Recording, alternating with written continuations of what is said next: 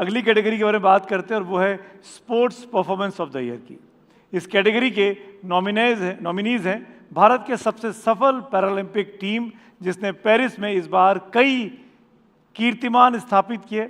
नीरज चोपड़ा जिन्होंने पेरिस में अपना ओलंपिक मेडल जीता, मनु भाकर जो शूटिंग में ओलंपिक मेडल जीतने वाली पहली भारतीय महिला बनी, भारत की मेंस T20 वर्ल्ड कप जीतने वाली टीम, और PR श्रीजेश जिनके गोल में कारनामे ने भारतीय मेंस हॉकी टीम को ओलंपिक ब्रोंज मेडल दिलाया था और वो कामयाब रही थी। इस पुरस्कार को देने के लिए मंच पर आमंत्रित करना चाहेंगे हमारे जूरी के मेंबर एडमिरल करमबीर सिंह जी को। सब प्लीज़ स्टेज पे आइए, और हमारे editor in chief Sanjay Pugalia ji को। सब प्लीज़ मंच पे आइए।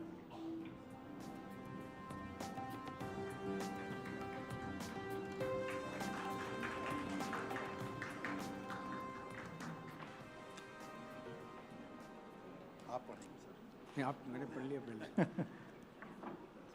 Sports Performance of the Year, India's 2024 Paralympics team. This is my जोरदार तालियां। India's most successful Paralympic campaign to date unfolded at the 2024 Paris Games, where Indian para-athletes achieved an extraordinary feat, securing a record-breaking 29 medals. Ladies and gentlemen, join us in celebrating them as we call upon them to come on the stage. These are some of the members of India's most successful Paralympic contingent ever. And we have the President of the Olympic Committee of India, Shri Devendra Jhajaria, himself a three-time Paralympic medalist. Chief Coach, Shri Satyanarayana Praveen Kumar, two-time Paralympic medalist in high jump, including a gold in Paris. Preeti Pal, double bronze medalist in Paris in the women's 100 and 200 meter T35 category. Yogesh Katunia, who won a discus throw silver in Paris. Sprinter Simran Sharma, who won a bronze in Paris. And Pranav Surma, who won a silver in Paris in the club throw 5 F51 event. बहुत बहुत मुबारक हो आप सबको। Thank you so much. Bharat का नाम रोशन करने के लिए, तिरंगा लहराने के लिए तालियां रुकनी नहीं चाहिए दोस्तों। और ये कैटेगरी में अवार्ड जीता है T20 वर्ल्ड कप को हरा के, हॉकी टीम को हरा के, इसको याद रखिएगा।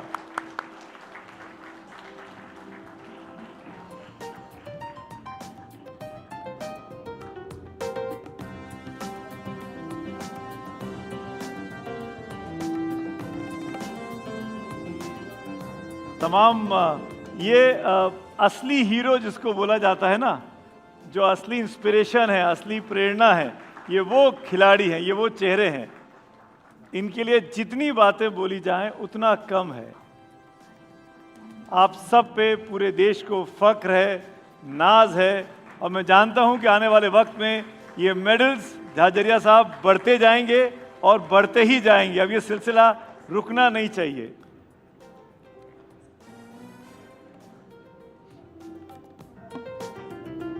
प्रणब सूरमा जी, बहुत बहुत बहुत बधाई हो आप सबको।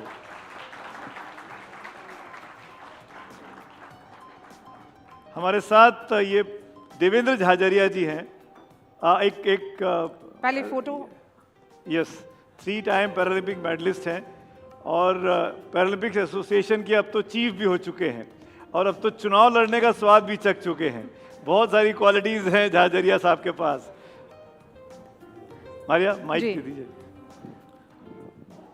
देवेंद्र भाई, पहला सवाल जो मैं आपसे पूछना चाह रहा हूं वो ये, भाला फेंकना नीरज के बाद इतना पॉपुलर हो गया अपने देश में, नीरज चोपड़ा के बाद, और आपने तो उसको भी अपनी रोशनी में पीछे छोड़ दिया।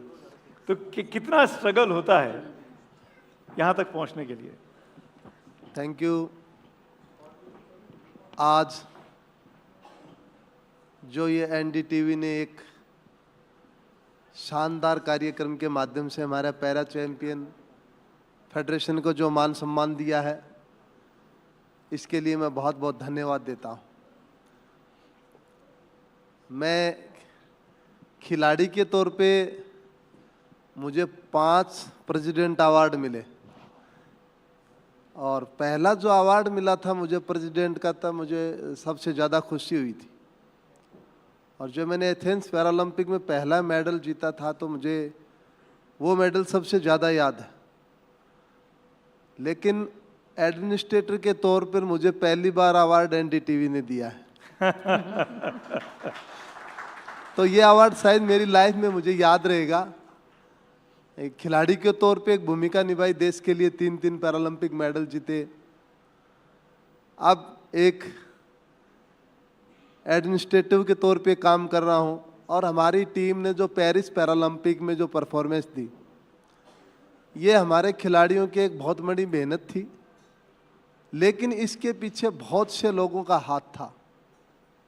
आज भी मुझे याद है जब खिलाड़ी खेलगांव से बाहर निकल करके वो एक पॉइंट बना हुआ था, वहाँ आपके एनडीटीवी की टीम रहती थी और उस टीम को मैं बार बार इंटरव्यू भी देता था। तो कहीं न कहीं देश तक इस पैरालंपिक मोमेंट को पेरिस से पहुंचाने का काम एनडीटीवी ने किया, ये बहुत ही बड़ी बात है। जी योगेश, मेरा सवाल आपसे है, पेरिस के बारे में बताइए। जब भारत का फ्लैग लेकर के आप लोग खड़े होते थे, एक वो मूवमेंट जब सिल्वर मिल रहा था, तो कैसा लगता था भारत का नाम रोशन करने में? बहुत ज़्यादा खुशी हुई थी कि सेकंड टाइम मिला था, क्योंकि टोक्यो में भी सिल्वर था और पेरिस में भी सिल्वर आया। और सबसे ज़्यादा खुशी वहाँ की पेरिस की एक चीज़ की सुंदरता थी कि वहाँ के लोग वो इतने मतलब घुस जाते थे गेम में, हमारे साथ इतना चीयर अप करते थे, वहाँ पर इतनी खुशी मनाते थे, चाहे कोई भी देश का खिलाड़ी हो वो सबको सपोर्ट कर रहे थे। और जब मैंने मेडल जीता और अपना तिरंगा लहराया तो उसकी तो बात ही हमेशा से अलग रहती है, वो कभी एक्सप्रेस नहीं की जाती। प्रीति, कितनी महिलाएं थी उस कंटिंजेंट में, और आप जब वहां पर थी तो भारत को कैसे देखा जाता था? आप लोगों को किस तरह से देखा जाता था? फर्स्टली थैंक यू, आपने मुझे यहाँ पे इनवाइट किया और पूरी पैरालंपिक टीम को, और मुझे बहुत अच्छा लग रहा है यहाँ पर आकर। और जब हम वहाँ पे थे तो पूरी वहाँ पे 16 लड़कियाँ थी जो मेरी उसमें थी इवेंट में, और उसमें मेरा ब्रॉन्ज मेडल फर्स्ट टाइम आया और मैं पैरालंपिक्स में फ़र्स्ट टाइम गई थी वहाँ पे। और सबसे अच्छा वहाँ पे ये लग रहा था कि जब मेरा मेडल आया तो वहाँ पे लोग मुझे मेरे नाम से नहीं जान रहे थे, वहाँ पे लोग इंडिया के नाम से हमें जानते थे। क्या बात! ये सबसे अच्छी चीज़ लगी। मैं जैसे देख रही, मैंने झंडा ले रखा है अपनी पीछे, और मैं वहाँ पे देख रही सब लोग इंडिया इंडिया इंडिया इंडिया चिल्ला रहे, वो सबसे बिग मोमेंट था मेरे लिए। India India India. Yes. Satyanarayan ji, अगला सवाल मेरा आपसे है, और एक कोच होने के नाते पैरालंपिक्स का कितनी डिफ़िकल्टीज आपको आती हैं? कैसे मोटिवेट करते हैं लोगों को कि उस लेवल पे जाके खेलना है और तिरंगा लहरा के आना है? मैं सबको धन्यवाद कहना चाहता है। से अभी इंडिया 20 साल के पहले क्या था वो अभी इंडिया नहीं है। से मैं 84 से इंडिया रिप्रेजेंट कर रहा है as a athlete, as a coach, as a manager. अभी इंडिया का नाम बहुत अच्छा रिकग्निशन है। इवन पहले हम सोच के जाता था हम पार्टिसिपेट करना है, नाउ अभी हमारा खिलाड़ी लोग का सोच आप लोग सब मिल के वो लोग का सोच चेंज कर दिया, मेडल आप लोग भी जीत सकता है। अभी इंडिया में बहुत सपोर्ट है। ओनली एनडीटीवी इस टाइम पेरिस में आके हमारा खिलाड़ी लोग को पूरा सपोर्ट किया। एनडीटीवी का पूरा टीम उधर था। और क्या होना चाहिए जिससे जो एथलीट्स हैं उनको सपोर्ट मिले? यस, ये एक्चुअली सपोर्ट, कभी आप लोग हीरो को रिस्पेक्ट करता है तभी हीरो प्रोड्यूस होता है।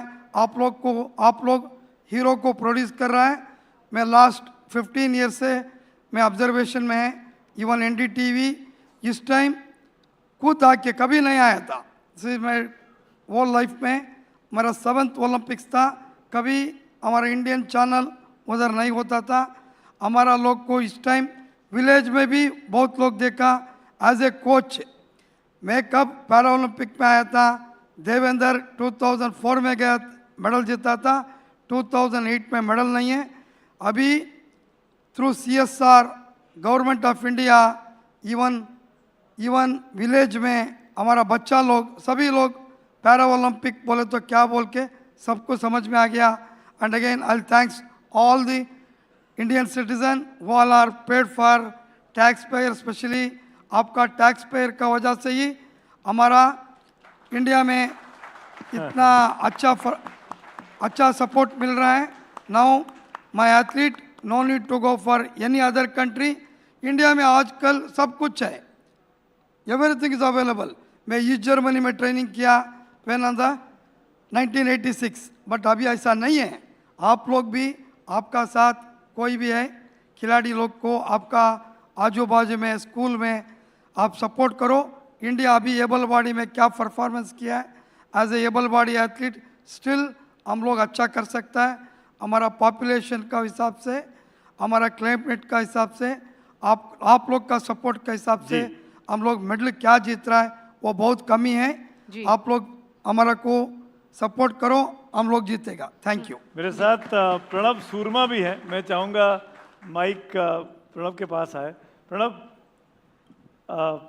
आपसे बड़ा सिंपल सा सवाल, क्या मोटिवेट कर रहा था आपको जब आप पेरिस में थे? क्या मोटिवेट कर रहा था कि क्या करके जाना है, क्या सोच के गए थे? So this was my debut in the Paralympics, and as any athlete who participates in such big events, I was too nervous. But I had this goal that I had to do my best here, because this chance that I am getting today will again be given after 4 years. So I have to make the best out of it. You know, I had an accident in 2011 which gave me spinal cord injury, and I wanted to quit even before things had actually begun for me. But over the years, I have learned that there is no shortcut to success. You need to put in the hard work. You need to make these sacrifices. And more importantly, it is very important to accept your limitations and recognize your strengths, so that you can use your strengths to overcome those limitations. And I believe some souls have to cover a difficult part to achieve their goals. And but if your plan doesn't work, then change the plan, not the goal.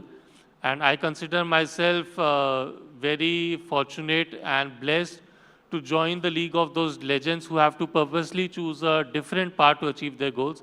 And I'm really happy that I made it today here and won the medal for my country.